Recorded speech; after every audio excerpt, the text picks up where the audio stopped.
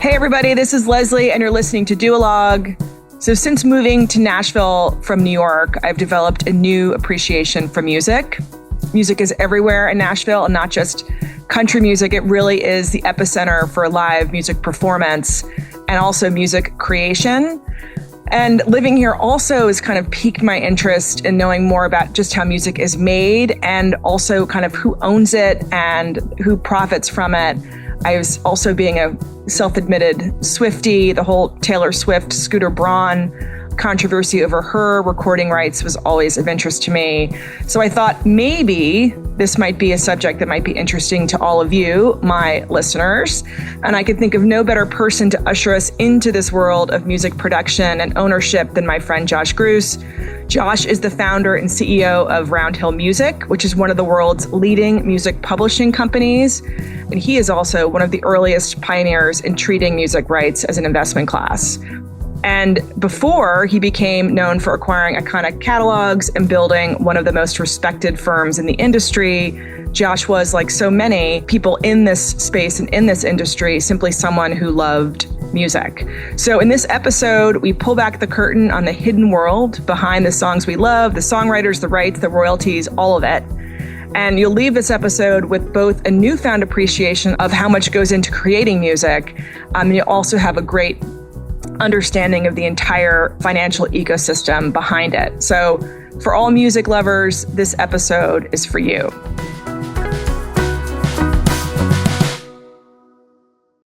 So music publishing rights, like this is a subject that has fascinated me since I remember the Michael Jackson Beatles acquisition. I think it was that maybe it was Revolution, or maybe when Revolution was acquired by Nike, and then the whole sort of controversy around Scooter Braun and Taylor Swift and the ownership of those rights. I don't really know too much about it. I did a little research for our conversation today, but you're like the expert, in my view, on this subject, in addition to so many others, Josh, that I'm like so excited to have you on today to talk about this. Yeah, well, you're sitting in Nashville where so many songwriters live and are out there already making a living or trying to make a living. And so the context is great because it's very much a big business in Nashville, music publishing. I interviewed Caroline Jones, who's the female singer of the Zac Brown band. It was really interesting because she was talking about how Nashville, like she was so drawn to Nashville because of the whole singer-songwriter culture here and how many people she's able to collaborate with. And then I happened to go to an event for one of my children's schools, and there was a guy that I met there, and I, we're just chatting about what he does, and he's like, I'm a songwriter. And, he was going through like a dry spell, he was saying, just sort of creatively, but I never sort of understood kind of the whole relationship between songwriter and artist, right? Sometimes it's the same, right? And like a Taylor Swift case, it's the same. But then sometimes you have people who are writing songs, but not performing them.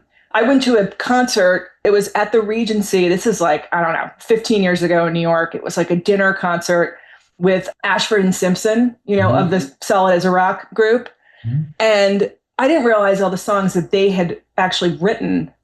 They were singing like Ain't No Mountain High Enough. Like they themselves were songwriters. They were explaining, because it was like kind of like a cabaret thing where they would talk about their songs, like the backgrounds before they sang them. But will you talk a little bit about that relationship? Like I would assume because of your experience in music publishing, you sort of know what those deals look like. And maybe it's like it's evolved over time, right? Where songwriters maybe have more, rights, or artists have more rights. Like, what does that look like? Yeah, sure. So I think most people don't realize that most songs are not written by the artist, right? And there are these people, this world that lives behind the scenes of professional songwriters who write the hits that we all know and love. Sometimes it's the artist is the songwriter as well, but I'd say in the majority of the cases that there's the artist and then there's the songwriter, and they're two separate things. So, an artist might have a great voice and, be able to dance and have all the right criteria to be a great artist, but they might not be great songwriters, right? And it's sort of like an actor, like take Harrison Ford. He might be a great actor, but he might not be a great director, or screenplay writer. And so a lot of times the record companies sign an artist, but then their A&R department. What is A&R? What is A&R? Well, the people that artists and repertoire is what it stands for. And they're the ones who are discovering new talent and also guiding the artist towards a certain vision on how the record should turn out, right? The record label's kind of steering it in the direction that they think might be the most commercial. And of course, artists don't necessarily love that input sometimes, but it is part of the process. But if you ever watch like the Clive Davis documentary, I mean, he was, famous for discovering so many artists, and he ran Columbia Records and everything. But if you see the documentary, he's sitting in his office with like 300 cassette tapes around him. Because what he's trying to do is listen through all the demos that his network of songwriters have provided to him. And he's searching for the song for Whitney Houston or whichever artist he's working with to record, right? So it all starts with a song. You don't have a hit until you have a song. And again, artists might be good at performing, but they're not necessarily all the time a great songwriter. So throughout history, the Brill Building in New York was the epicenter of songwriting in like the 1950s, right? There was a whole building on Broadway.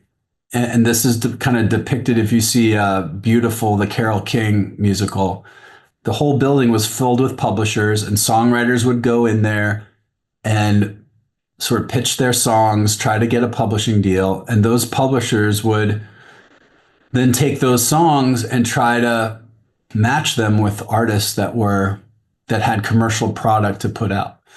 And, in Nashville, it's just, that's what it is. You have all these country artists, and they're all looking to the top songwriters to give them that hit to go in and record it, and what they call cut, and publishers, it's part of a publisher's job to help their songwriter get those cuts, get those songs recorded on major artist releases. And at the end of the day, the artist just wants, the best songs they can find to record and put out. Okay, so you were talking about the Brill Building in the 50s. So is that really kind of when like the industry of music publishing were like, and were they part of record labels in that building? So the label would own the rights. The singer-songwriter comes in off the street. They're like, here's my song, right? Let's take like an Ain't No Mountain High Enough that my buddy Ashford and Simpson or my buddies wrote. Yeah. They would go in with the song and they'd say, we love this song. We're going to buy the rights to this song. Do they purchase it? Or they negotiate, and maybe the artist this songwriter is like, I'm going to keep do they keep a portion of it? Do they get royalties from it? And it's probably all. Yeah. So a typical publishing deal today would look like the following, and it might have looked different back then. So essentially a publisher finds a songwriter they want to sign and sets up a deal whereby they pay the songwriter what they call an advance, okay? And let's just say the advance is $100,000. That would typically give the publisher half of the publishing rights that would come out from the next 3 years of that songwriter's songwriting, right? So everything the songwriter wrote for a certain term, let's say 3 years, the publisher would own half the publishing on. And they call that a co-publishing deal. And so that's like a common sort of structure today. Yeah.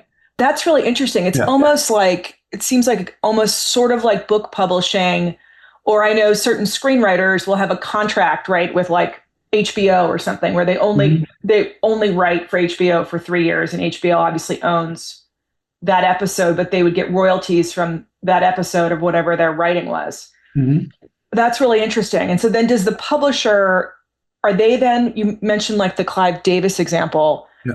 are they then sending those demo tapes? Like they'd have like someone in studio just performing that song just so you could get a sense of the song, right? And then, Yeah, so the songwriter will, and this is how it works in Nashville, like day in, day out, yep, songwriters will have songwriting sessions booked. So every weekday they wake up, they might have two or three songwriting sessions. They'll go into a room with, and again, it's important to remember it's usually a collaboration. It's very rare that it's a song is written by one person, right? okay, So going back to like specialties, like an artist specializes in the singing and the performing. You might have a songwriter who specializes in just the lyrics, right? Like I'm the lyric guy, or I'm the top line guy. That's the person that top line would refer to the melody, right? right. I'm good at writing top line. Or you might have like the track guy, the person that's good with recording on a computer and coming up with, a drum loop and, chord sequences. Is that where the producer comes in? Sorry to interrupt you. No, The producer like puts producer's the different. people That's together. later stage, and Okay. I'll get to that, I guess. The Wow. songwriters, Yeah. will go into, walk around Music Row, have a songwriting session. It might be at, another songwriter's home. It might be in a studio. It might be at their publishers. Usually, publishers have offices that contain what we call writers' rooms, where it's like a quiet room with a few guitars and maybe a keyboard, and they'll come over and write. So they write and they try to get, one song out of a session. And then at some point, they have to create a demo of it, like something to hand the publisher to go pitch artists and artist managers, hey, check this out. So usually artists, managers, A&R people, the people that surround the artists, again, are constantly playing demos in their songs on their way, driving around all day. They're going through, 50 to 100 different demos, like just to find a song that they think is a fit.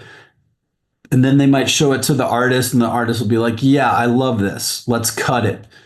And that's where the artist goes into a proper studio, usually has a producer. And I'm the way I'm describing this is kind of the Nashville way. It's different with pop music, but in Nashville, you'd go into a studio and you'd hire session musicians. Like, Nashville's also full of session musicians, these guys who are great guitar players, great pedal steel players, great drummers. And they're there to lay down the tracks and just very efficiently get a song cut. And then the artist has a song that, is cut, and the record label might be involved in deciding whether that song makes the album or not. But, songwriters get very excited when they hear, Jason Aldean just cut my song. That's great. Yeah. Okay, that's step one. Now let's see if it gets onto the album. That's step two. And then let's see if it becomes a single. That's step three. So you can see how it's almost like a miracle for a song to actually like get to like be a number one song. It has to go through so many different steps.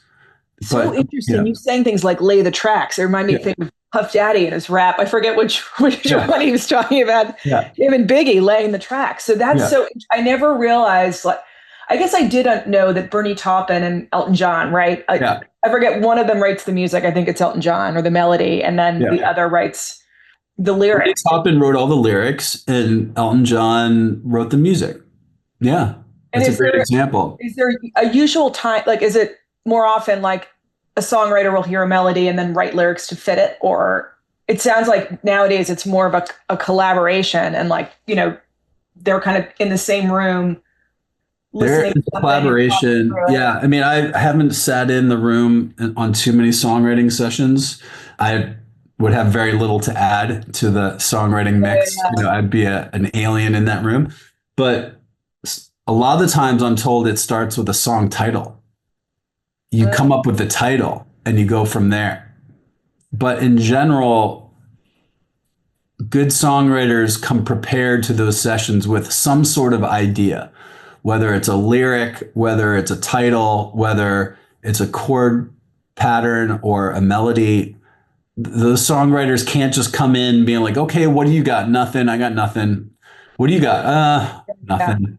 They need to come into the room with something to offer to get So the like, thing going. somebody came in the room and was like, okay, the song is Last Friday Night, right? And then they broke it down, Yeah. like I don't know if they knew Yeah. that, if that Katy Perry was going to be the person to record it, but Yeah. it makes sense that that would be, you can kind of, if you start with Last Friday Night, you can really, I feel like I could maybe come up with some lyrics from that, just Yeah. based on that title. Yeah. But what about people like that are really established singer-songwriters, like a Taylor Swift? Is she going to a publishing? She probably has her own music publisher. I mean, I guess in her case, she would own everything, right? It wouldn't be because she wouldn't need the distribution piece or the network piece or all that other components that a publisher would offer a singer-songwriter. Yeah. And in trying to explain it's very complicated how the whole music ecosystem works. It's just very complicated. So I try to do my best to explain it, and hopefully I make some sense when I do. But you have to remember that at the end of the day, the music business is made up of two copyrights, right? There's the real estate of the music business is the intellectual property of the rights. You don't have the assets of a Sony Music or a Warner Music or Universal Music is entirely made up of copyright. And that's either the music publishing copyright, which is the copyright in the song, or it's the copyright in the recording, an artist's interpretation of the song. Those are the two assets that make up close to 100% of the value of those businesses. You got me thinking about the Scooter Braun Taylor Swift ish, all that kerfluffle. Yeah. And and stop me because obviously you know a lot more about this than I do, but I think that he bought, this is the first go around, he bought the rights to the song, the sound of what she had written, right? Not the lyrics themselves, but the actual recording is what he bought. Right. And then because she did this like brilliant kind of jujitsu on him and was like, okay, well, I'm going to re-record all the songs that I wrote, right? Which to get out of, so then there's Taylor's version. Yep. Am I right about that? And now I think no, you are right. And everything that has transpired in the last few years regarding Taylor Swift and her recordings has to do with her recordings. And no one ever talks about her publishing. When she started off in Nashville, I think she did a publishing deal with Sony, but I don't know where that stands. But just to review the Taylor Swift history, there is a Nashville-based company called Big Machine Records, which was founded by Scott Borchetta, he's the one who discovered Taylor Swift, and he signed her to a record deal when she was very young. It called for, I think it was 6 or 7 records, very typical type of record deal. This record company, Big Machine, was a new record company. He hadn't had any hit artists at that point. And he signed Taylor Swift and she blew up to become a huge artist. And so the value of his record company, Big Machine, grew on the back of her success. They signed a few other things. I think they had Florida Georgia Line and a couple other things, but 80% of the revenue from that business was Taylor Swift. So fast forward to when her record contract and she delivered her final album, what have you. And this is like 2019. He decides to sell his record company. And again, her master recordings made up the majority of the value of his record company. He sold the entire record company to Scooter Braun. And then it became a hot potato of sorts. Or, he might have just sold Taylor Swift's assets and kept the rest. I'm not sure about that one. But again, her assets were the bulk of the business. So Scooter Braun buys it, and then it becomes this hot potato, and he enters the bullseye of her wrath. And she's upset. Was it because is it bruschetta? Yeah, I know. I want to say bruschetta too. I mean, I want to put it on a piece of toast. I mean, Yeah, right. But is he because he didn't go to her to sell it first? He went to Scooter, and was Scooter her agent, or was her friend, or just?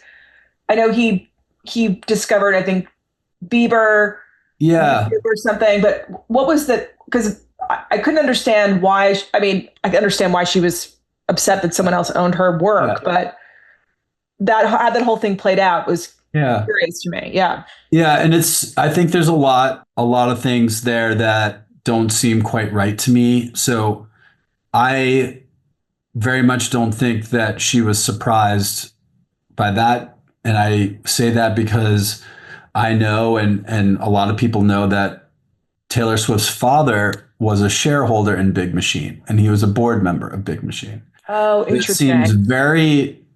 Doesn't seem to make sense to me that her father wouldn't have known that the company that he was a board member and shareholder of was going to be put up for sale, and that Taylor wouldn't know about it. So my guess is that maybe I'll get into trouble somehow. I'll enter Taylor Swift's bullseye for saying this now. But my guess is that when she found out it was going to be put up for sale, she probably made some offer and tried to get involved, but maybe it wasn't the price that he was looking for. And she probably said, well, if you sell it to someone else, there's going to be trouble. And that's how it played out. I see. That makes sense. Yeah. All right. So you talked about like the record companies, like their assets or their property are these rights, right? Yeah. And so when did the purchasing of those rights kind of outside of record companies, like doing what you do, when did that become its own business where there are people who are investing in and identifying certain songs and saying, I want to own those songs because I see the value in them and I can, distribute them, use them, have them be used in different ways and make royalties from that use, that download or the commercial or whatever? I started my company Roundhill in 2010, and we were the very first private equity platform dedicated to purchasing music rights.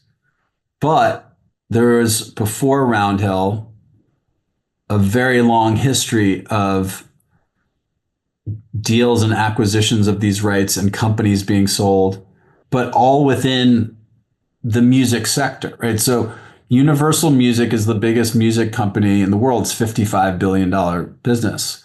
But it grew to be so big through many, many, many mergers and acquisitions over a long, long period of time. Okay. So if you open the financials of Warner Music or any publicly traded music company, they're going to have two segments. They're going to have their music publishing segment and their recorded music segment. All the major record labels, not only are they the biggest record labels in the world, they're the biggest music publishers in the world. So they've always transacted in both copyrights, dealing with songwriters on the publishing division and dealing with artists on the recorded music division. And a lot of the times, especially in the 80s, bands used to be so desperate for a record deal. I got to get a record deal. That was the dream of every band for a long period of time. Well, the record labels, when they went to sign those artists, took advantage of some of that desperation. So, well, we're going to do a record deal, but we're also going to take your publishing as part of that. So that's kind of how, in part, their publishing divisions grew alongside their record division. And wasn't there something the Beatles, or maybe it was Paul McCartney with his legal representation that he bought back, right? Didn't he buy back the publishing rights to the Beatles catalog? Am I getting that right? Or maybe I'm... Well, no, Paul McCartney was always upset because Michael Jackson beat him Right. to the deal. You know, Paul McCartney and Michael Jackson used to be really good friends, and I can't remember the name of the duet they Oh, had. say. Say. Yeah, yeah, Yeah, that's yeah, it. yeah. No, yeah. Um, I mean, I could drop a few yeah, lines on that right now if you wanted to. I mean, you could and play Paul, I supposedly could the play story Michael. goes is that Yeah. Paul McCartney would tell Michael Jackson what a wonderful business music publishing was. And Michael would joke with him and say, like, one day I'm going to buy your music, Paul. You know, and he thought that that was a joke. And then I can go into how the Beatles music was available to sell for, you know, to anybody. It has to do with when the Beatles first started out, for tax reasons, they put all their publishing into a publicly traded company in England that was eventually taken over in a sort of hostile takeover by a bigger British media company called ATV. Oh, yeah. And ATV snapped up the rights to the Beatles because the Beatles had made their rights vulnerable being part of a publicly traded company. So then ATV owned the Beatles assets, and then it was ATV that was up for sale. And that's what Michael Jackson bought in the 80s, this company called ATV. And then a few years after that, Sony came knocking on Michael Jackson's door and wanted to buy half of what Michael Jackson bought. And so Michael Jackson sort of cashed out a little bit at that point. But Yeah. the publishing division is still to this day called Sony ATV because it was like the beginning of Sony's publishing business. Let's take a break from this episode to hear from our sponsor, Cozy Earth. Cozy Earth is here to help us recharge and start off our new year right with their amazing products. Two of my favorites are their Baja bedding set and their Luxe bath towels. Cozy Earth's Baja bedding set is the first complete set with amazing luxurious sheets and a matching duvet. It comes in the most serene colors, kind of inspired by the Baja landscape itself. The set is also reversible and so luxurious, it honestly feels like you are staying at a resort, but you're not at a resort, you're at your home, which is kind of amazing. Then there is their Luxe towel set, made of the softest, most plush material from bamboo and viscose, using their innovative zero twist technology. I have a set myself, and I must tell you, I can't wait to dry off, truly, when I come out of the shower. It feels like you're drying off with an incredibly soft and a very absorbent cloud. You know, when a new year begins, we all look for ways to sort of clear out the old and usher in the new. And trust me, this new Luxe bath towel set or their bedding sheet set or their pajamas, all their amazing products are really just the thing that we all need to help feel like we're turning a new page in 2026. So treat yourself in this new year to some amazing Cozy Earth products. Trust me, you will not regret it. And when you do, don't forget to use the promo code Duologue for 20% off at checkout right there on their website, cozyearth.com. And if you get a post-purchase survey, please don't forget to mention where you heard about Cozy Earth, which is from us at Duologue. Refresh your routines with comfort that makes every day feel like a new year. You mentioned that you started Roundhill in 2010, right? Was that because you too saw just sort of the value of the great investment of music publishing, but you also have a great love of music yourself? You're in a band, you know, this is a great passion of yours. Talk a little bit about that. Was that just, you just decide, was the impetus the love of music? Was the impetus just the opportunity or an opportunity that you saw for certain songs? What was your thinking? So growing up, I thought I was going to be in the music business. I did internships at recording studios when I was in high school. You know, I worked at Sony. My first job out of college was Atlantic Records. But then sort of the Napster thing started to rear its ugly head. And all of a sudden the music business didn't look like the place to focus on as a career. So I did a 180-degree turn into finance, and I did that for about 10 years. And yes, I played in bands, etc. But there came a point where I couldn't take the finance thing anymore. I felt this is not me. This is not what I'm passionate about. I have to find something that involves music, because I think you would agree, you can only be good at something, really good at something professionally if you're into it, you're passionate about it. So then I started thinking about, okay, how can I enter the music business? Do I want to own a venue like Peter Shapiro, and Brooklyn Bowl? Okay, he does this extremely well. He can stay out every night till like 1 or 2 in the morning at his venues and making sure everything's running smoothly. Yeah. I can't stay like up. having a restaurant. Yeah. Yeah, I can't stay up past like 10 p.m. Like I knew I couldn't do that.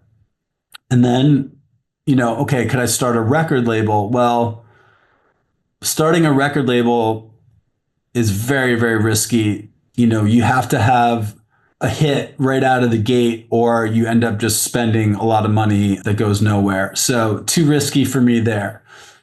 Music publishing is like, again, it's so hidden behind the scenes that the average person knows nothing about it, including me back then. I knew nothing about it. But as I started to unravel music publishing and seeing, okay, here's a royalty business. Here's something where music is making money in your sleep. It's making money from bars and restaurants that play music, from radio broadcasts, from television broadcasts, from the sale of music, from streaming of music, all that stuff. It's a royalty business. And the average person understands royalty, right? They understand, like, it's like you get paid in a very sort of passive way for something. And as I sort of dug into it, even though the music business kind of sucked in 2010 and Napster and piracy was like wreaking havoc on the record side of the business, the music publishing side of the business was fine because it didn't make the bulk of its money from the sale of music, which was getting kind of eaten alive by piracy. It made money from like radio stations playing music and television stations playing music and all these other things, that very diversified set of income, such that there was protection, right? The diversification of the income was so diversified that it was very well protected. And that was like, okay, Eureka, this is where I would be comfortable, because I'm not like I'm a risk averse kind of guy. And so then my next step was like, okay, there's got to be private equity funds that have focused on this. Nope. Yeah.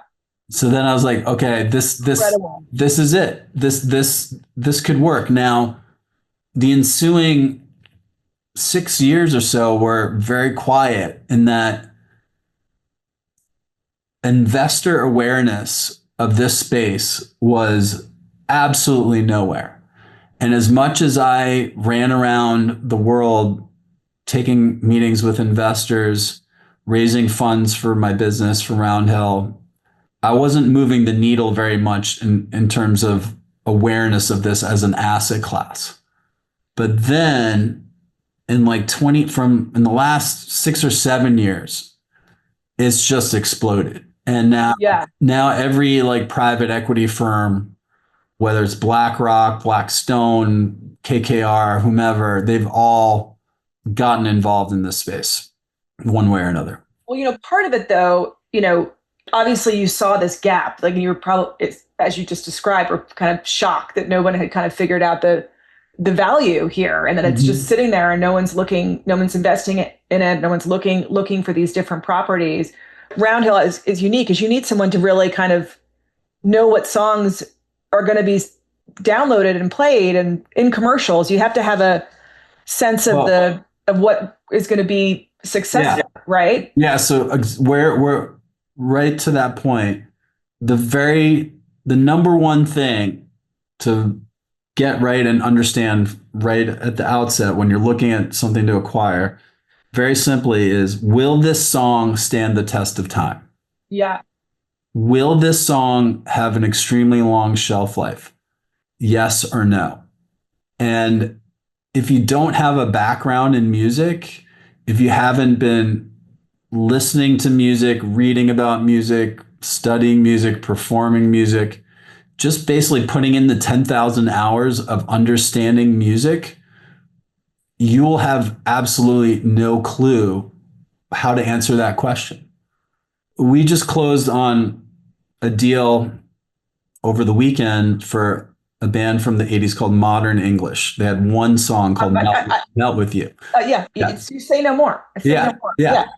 But by the way, your entire catalog, which I'm going to get to in a second, not your entire, but some of your top hits that you shared with me, it's like my karaoke list. I mean, these are go-tos, including like the Muppet, the Muppets themes or that song like Phenomena. Yeah, like all those things. Mhm.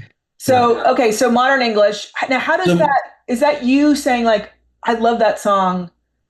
Like, I wonder who owns that song, and then contacting Modern English's publisher or sometimes it's like, work? Yeah, it's probably like 50-50, like what you just said, where you kind of dig to try to figure out where the rights sit that you might be interested in. But the other half is it's being shopped around by lawyers that represent the artists who want to sell.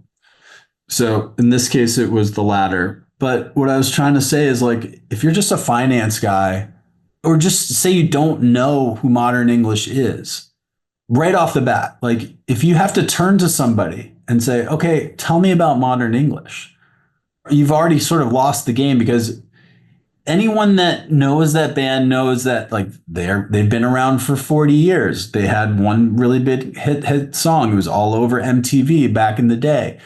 That song is heavily featured in Hershey's commercials. Hershey's, like for the last 5 years, has a campaign with that song, Melt With You in it.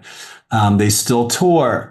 And so like, I just already have this upstairs in my head. Yeah. So I'm like, yeah, that's an ideal song to go after, because you know what? If it's been doing well since 1983 when it came out, over 40 years ago, it's probably going to keep going for another 40 years. Yeah. I like that. So is that kind of your mantra or your guide of like, will it stand the test of time? Is that I mean, that's number one. And then, what can I do to add value to it? Or what's the upside, right? And I do have this thesis that good things happen to good songs over time, right? So a good example of that is Fast Car, Tracy Chapman. Yeah. Right?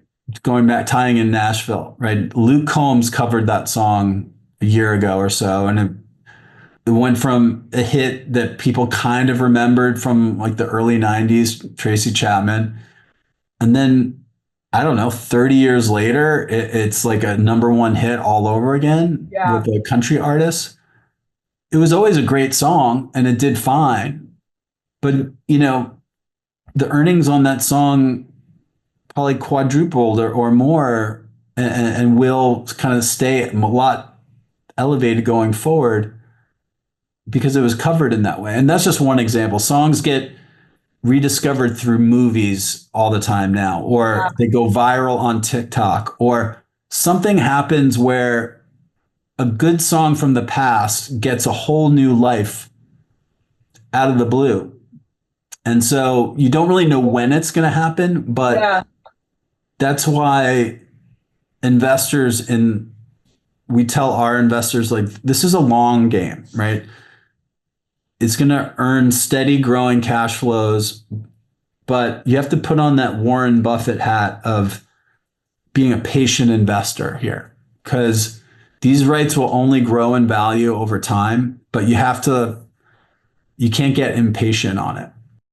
You just mentioned though, like you were talking about your value add, and when you mentioned like songs kind of being rediscovered through movies and TV, I know there was that Kate Bush song that was it's another great example. Run up the road, whatever, for Stranger Things, right? Yeah. So do someone in your position, right? You own the rights. Are you actually kind of going out and trying to sort of shepherd opportunities for some of these songs? Is that part of what Round Hill does? And is that part of is that where like the Black Rocks and people like that? And by the way, I don't know, do they hire people in the music industry to kind of like someone with no one obviously, Josh, has your skill set, but like people that have that that knowledge, that music knowledge, like, or are they going out to kind of try to find opportunities for songs to be resurrected that, like Yeah. a fast car or something like Well, that? now you're getting to like that's a great question. Now you're really getting to like the heart of what Roundhill does, and sort of separating the wheat from the chaff in terms of ability to add value, right? So this concept of putting songs into films, TV shows, ads, it's called synchronization. And yes, we have 15 people, we have 60 or so people overall, but we have 15 people dedicated just to pitching our songs to be used in those forms of media. I see. Okay. Now, you have to have the administrative rights with the songs to be able to actually do that type of licensing. A lot of the times when you buy these rights, the actual administrative control sits with a different publisher. That might sound complicated, but essentially you can be active with these rights or you can be passive. And we're always looking to get that administrative control so we can be active. And a lot of players in the space are just passive. They own a passive right to it. They don't have their own in-house folks to pitch the songs. They outsource that to another company. And essentially they operate as a small group of private equity people sitting in their office, waiting for the check to come in. And that, even when people are set up that way, they still say that they add value and that they are proactive, but they're not. So that's really what you have to like dig into, those finer details. But yeah, we bought a company actually a few years ago called Zinc, and they, before we bought them, had a 10-year history of just doing synchronization licensing, just a sales force of mostly women that just have the network, sit in LA, know all the music supervisors, people in New York who know all the advertising people.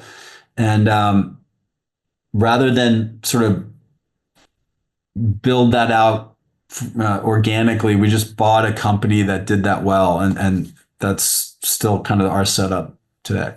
And then you also own like you besides like sort of like rock pop songs and classic songs that you own like the University of Miami fight song. Will you explain that? I guess it makes sense that there would be that would have publishing rights, but what was your thinking behind that? Just that that'd be something that would always be used, or that it was just a great song that could be applied to other places, or Well, to be honest with you, I don't know everything that we pick up. We have right. 200,000 songs. And when we buy a big company like this company Carlin that we bought, it had been around for many decades, and they must have bought that somewhere along the way, and it was part of the package. I see. And Okay. so yeah, there was no thinking about that song in particular. Okay. So that But might happen. You're just picking up catalogs and yeah, that's part catalogs, of their and property.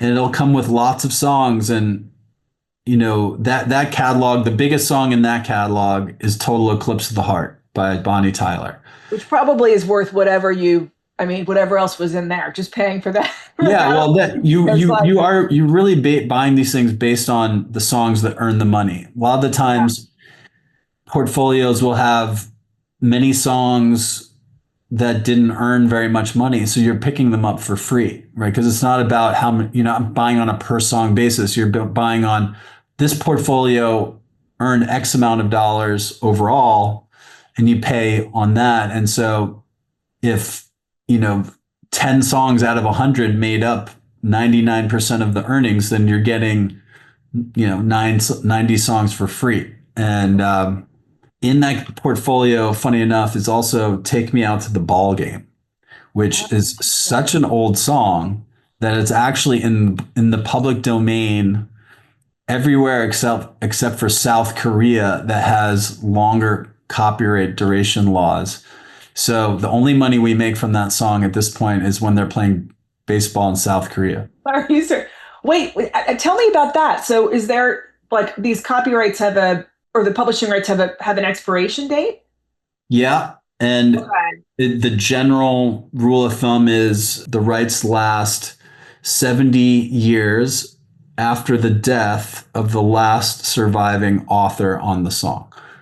So if Wow. you have Paul McCartney and John Lennon passed away in the 80s, but Paul McCartney's still alive. They co-wrote most of those songs 50-50. So those Beatles songs would go into the public domain 70 years after Paul McCartney dies. That's just a general rule of thumb. Some countries it's slightly different, but that's just kind of the general rule. Now, what about like new songwriters? Like, Mhm. in the movie business, right? Mhm. Certain studios will buy or option a book from an author sometimes even before it's been written, right? They've seen the treatment, they know what the subject is, and it's whoever it is, an author that you know James Patterson or something that they know that they can make it into a movie. Are there any songwriters out there today that like people like you or other publishing houses will want to buy everything they're producing or have some kind of like a relationship with them? I know you mentioned the publishing houses do that, but would someone like you who's buying the rights after the fact ever want to get in beforehand? Yeah, so we historically we want our investors to know that we're buying mostly very established, safe, time-tested, proven out cash flow streams. So that's why we're buying, a lot of catalogs from the 80s and 90s. But we do really small part, like 5% of our investment goes into newer things.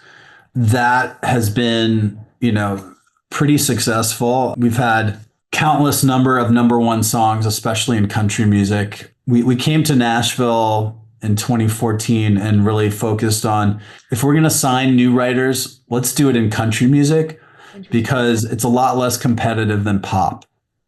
Pop is like what every major record label, they want to have the big pop hits. Like if you're the CEO of Sony Music Publishing, you're probably compensated at the end of the year by how many hits you guys came up with. How much market share on radio did you have? And so they're very focused on what we call frontline, which is, that go forward, the hit of tomorrow type business. We're not. We're focused on the catalogs, but we have done the frontline thing, and to the extent we get involved, it's been mostly on the countryside. And just to answer your question, there's one deal we did with a songwriter you should be aware of in Nashville named Ashley Gorley. He is a machine. He is, I think, up to 80 number one songs he's written. He's only in his 40s. Stop it. He's only been in Nashville for maybe 15 to 20 years. He's an ASCAP songwriter. He's been ASCAP Country Songwriter of the Year, I think 10 or 11 years straight in a row. So with someone like Wow. him, you can kind of almost guarantee that there's going to be the next, however, whatever the term is of the deal that you have moving forward with him. I think we did a 4-year deal with him, but we could pretty much bank on the fact that those next 4 years would produce a certain amount of number one songs, and it actually exceeded our expectations. So he's a huge deal in Nashville. He's actually, as a relatively young guy, entering the Songwriters Hall of Fame, which happens Wow. next week. So he's the king of country, modern country songwriting in Nashville today. So Roundhill has like that's an example of someone that who work Yes. and you're like we want to Yeah. So we had invest 4 years with his in. songwriting, and then 4 years came up, and it did great. But then he's free to enter into another deal with anybody he wants to for the Right. next 4 years. But would And Roundhill still own part of yes, and so the we rights of continue to those four own years? Okay. the half of the publishing, that typical co-publishing deal on songs that were released commercially during those 4 years. So one of those songs was a Morgan Wallen song called "You Proof," Okay. which was a big number one hit. And I just was reading through Billboard magazine, just put out a list of the top country songs of the 21st century. And it was like within the top 10. So we got like a song that's probably going to be around for a long time out of that. And then there's another company called Concord, I think, that Yeah. bought some of you did a huge deal with them a couple years ago for 51 catalogs, 150,000 songs you sold to them. Was your thinking that you wanted to kind of monetize some of these rights so you could reinvest in other properties, or you just saw it as a good Yeah. opportunity? Or yeah. Okay, so that one needs a little extra explaining because normally we don't want to sell these assets because going back to my point, it's like you got to be patient and you have to see the value build up over a long period of time. We've always been set up as a private equity firm, so we have these funds that in typical private equity fashion are supposed to wrap up within 10 years or so. A typical private Okay. equity fund, like you raise the money, you go out and you invest the money, and then you're supposed to return the money, within 5 to 10 years. And Okay. so our first fund that we raised was raised in like between 2012 and 2014. So circa 2019, it was time for us to like really look how are we going to get liquidity for these investors? How are we going to Okay. monetize this for them? So we came up with a nifty solution, which was we're going to take it public on the London Stock Exchange. And in doing so, we can return the original investors' capital through the proceeds of the IPO, but then carry on managing these assets well into the future as a publicly traded entity. So that was the plan, and that plan got fucked when in after COVID, the interest rates and inflation started to happen, and interest rates went from being 0% to where they are today, kind of hovering around 4.5, 5%. That had a real drastic effect on our stock price because our stock price issued a 4.5% annual dividend. And this might be too much financial mumbo jumbo for your listeners. I don't know. But a 4.5% dividend was really attractive back in 2019 when interest rates were zero. But I see. if all of a sudden interest rates move up and you can just put your money in your checking account and earn 4.5%, then Right. something's got to give on a publicly traded stock, which is more risky. So what happens is the stock price came down to adjust for where interest rates moved to. And all of a sudden our stock was trading at a massive discount to its net asset value. So the net asset value was $1.20 and our stock was trading at 60 cents. So it was incumbent upon me as the CEO to do the right thing for shareholders and narrow the gap between the stock price and what the stock was actually worth. And so I fielded offers to sell it. That's the best way to make that gap close really quickly. Okay. So one day when the stock was trading at 60 cents, there was a announcement about our deal. Concord Music offers $1.15 to buy Roundhill, and our investors saw the stock price go from 60 cents up to 115, and everybody was happy. And it was the right thing to do, but it sucked to have to sell from my standpoint. It was just an outcome of the financial environment and sort of the right thing to do as a steward of people's capital. But as someone who worked so hard to buy those rights, and I confess very emotionally attached to a lot of those rights, it was tough that way.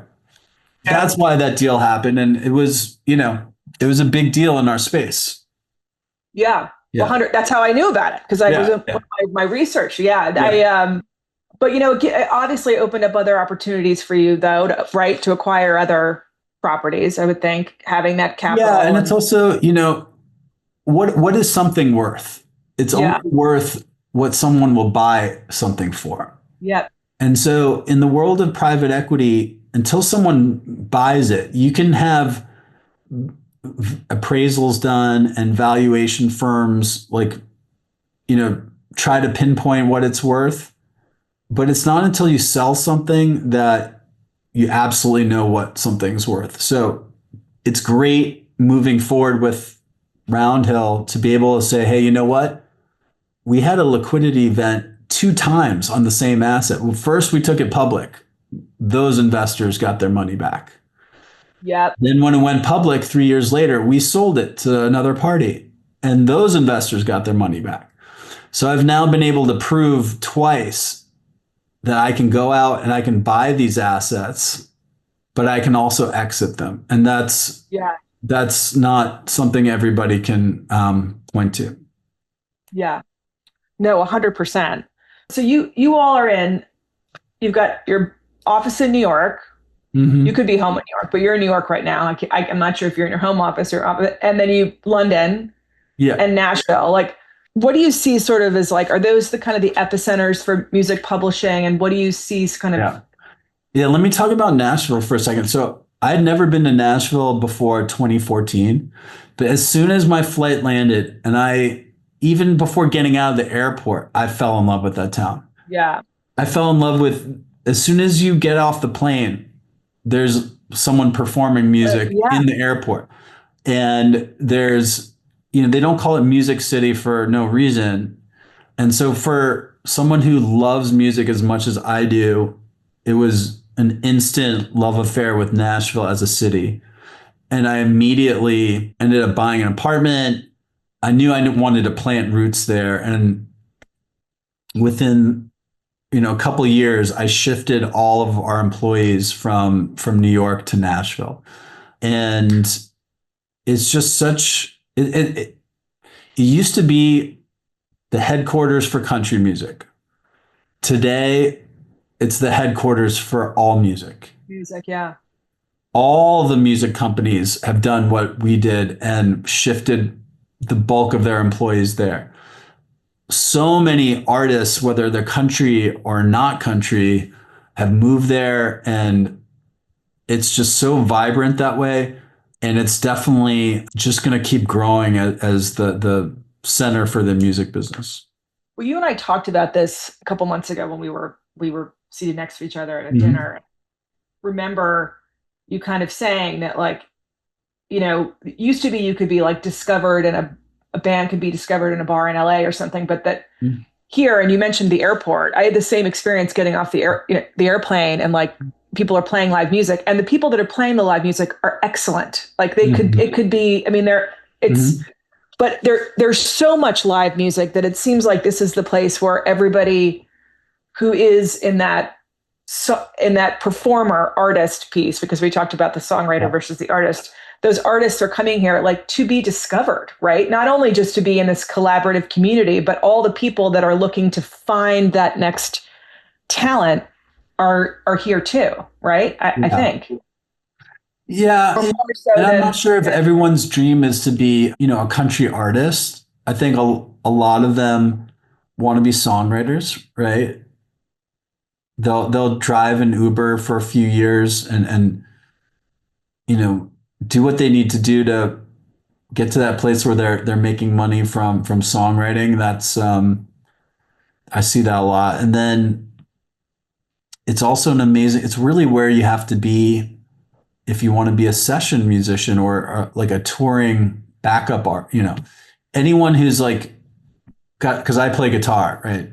The Nashville is full of amazing guitar players. And for you to even have a chance of sort of rising up the ranks in Nashville as a guitar player, you have to be really, really, really, really, really good. So, if you're like some amazing guitar player, you grew up in England, but you're like, your dream is to like be a professional guitar player and go on tour with, a great musician and get paid to play guitar, yeah, you move to Nashville and you give it a shot. All right. So what's next for you? By the way, you have an incredible store. I've just seen this online, Yeah. Roundhill Music, right in Yeah. Greenwich. Yes. But what's next for Roundhill Music?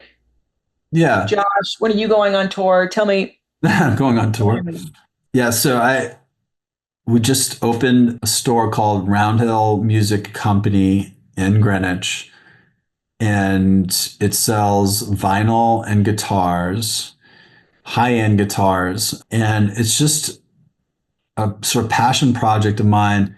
I think that the experience of sifting through vinyl, buying physical music is just an amazing experience that you and I grew up with, but has gotten lost over the years. But amazingly, vinyl is actually on the upswing again.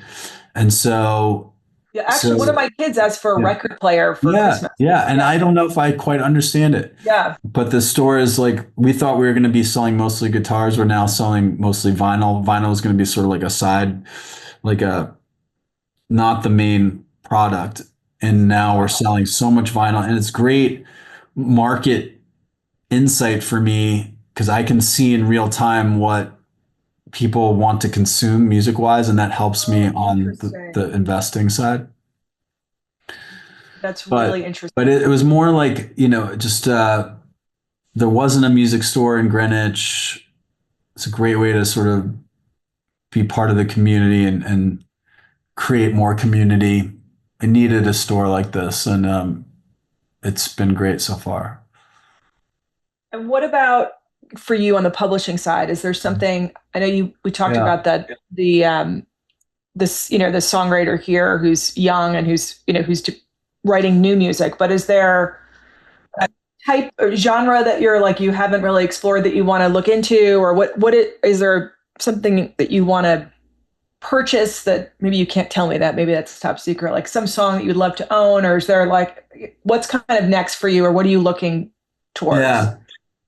Well, going back to my little story there on the history of the publicly traded fund and all the sort of ups and downs with that, one of my takeaways is I never want to be in a position where I have to sell these assets.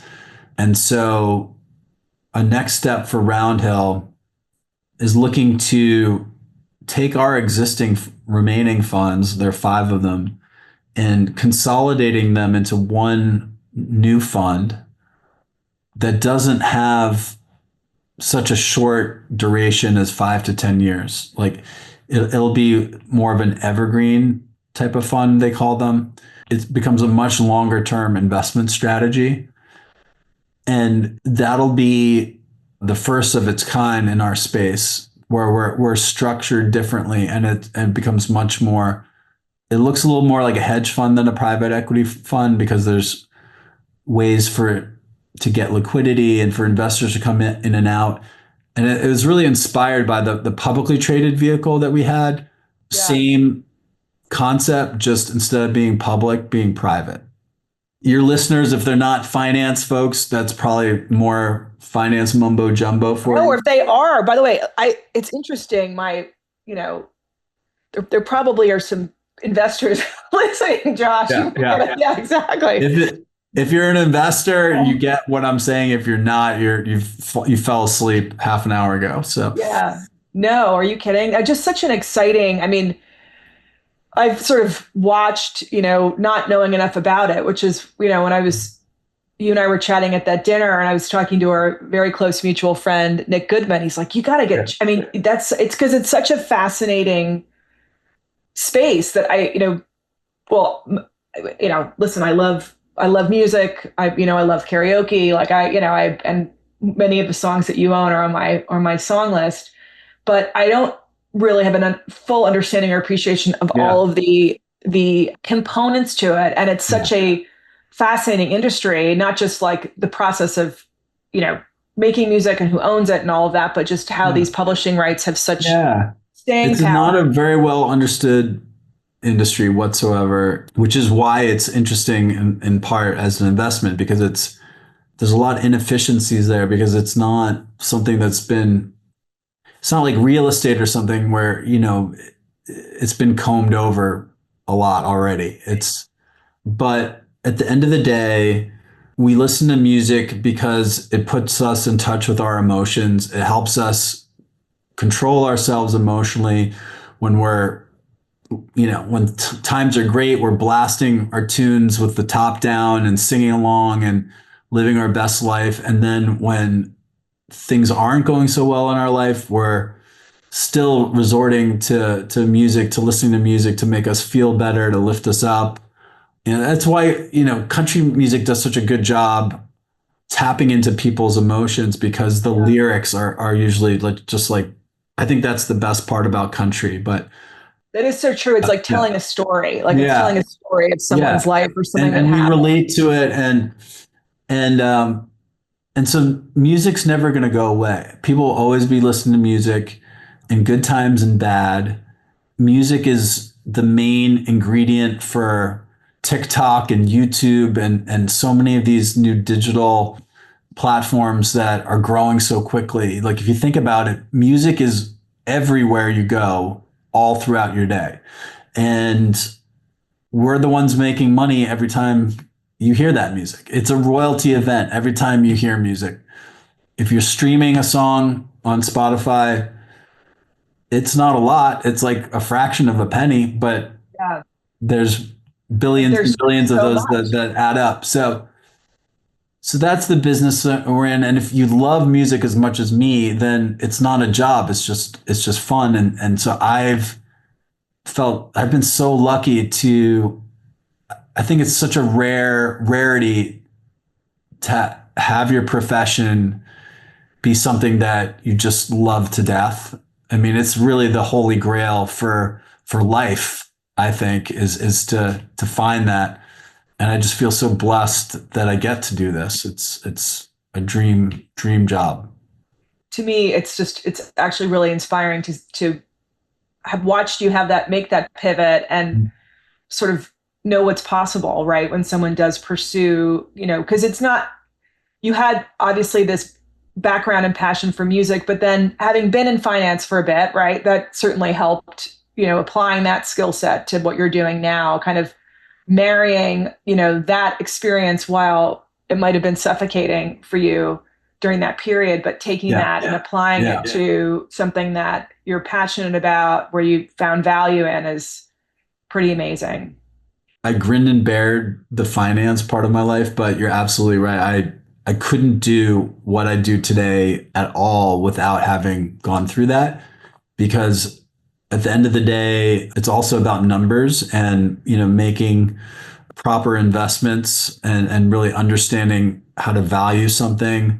Also, when talking to very sophisticated investors, who are the ones that come on board at Roundhill, you have to speak their language. You have to you can't have any blind spots in your financial toolbox. You've got to know the lingo. Yeah. Yeah. And actually what's happening. But I mean, I know my Yeah, husband. it is lingo, but it's like if you're just faking your way through financial lingo, it's very Yeah. easy to get twisted up, and people will pick up on that in 2 seconds, right? So, Yeah. and the finance is so hard. Most music people, like they see a spreadsheet and they start getting the hives, Yeah. So it's interesting in our space. It's rare to find there are music people who will get the music but have no idea how to deal with the numbers, and then there's finance people who know how to deal with the numbers but are not the music people. And for some reason, I was, all the stuff I did when I was younger, there was a result from that was beneficial to what I Yeah. do. Because you're the whole thing rolled into one, Josh. The Yeah, whole yeah, thing rolled yeah. into one. Well, I can't wait to see what Roundhill does next. I can't wait to come visit the store, and I can't wait to Yeah, come down to Nashville, hopefully soon, so we can see each other in person. yeah, definitely. And I'm so happy you're in Nashville now. So many people are moving there. It's the only place besides New York that I could see myself ever living. So maybe one day I'll be your neighbor. All right, my friend. All right. Thanks, Leslie. Thanks for having me. I appreciate it. Oh, thank you. That brings us to the end of this episode of Duologue. A huge thank you to Josh Gruss again for joining the podcast.